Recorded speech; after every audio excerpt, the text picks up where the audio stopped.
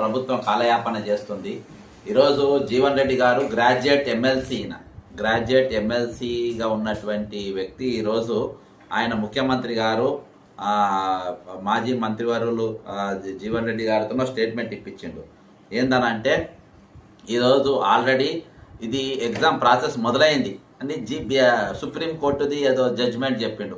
ఆట మొదలయ్యేటప్పుడు ఏ రూల్స్ ఉన్నాయో ఆట కంప్లీట్ కూడా అదే రూల్స్తో కావాలని చెప్పిండు. చెప్తే నేను ఒకటి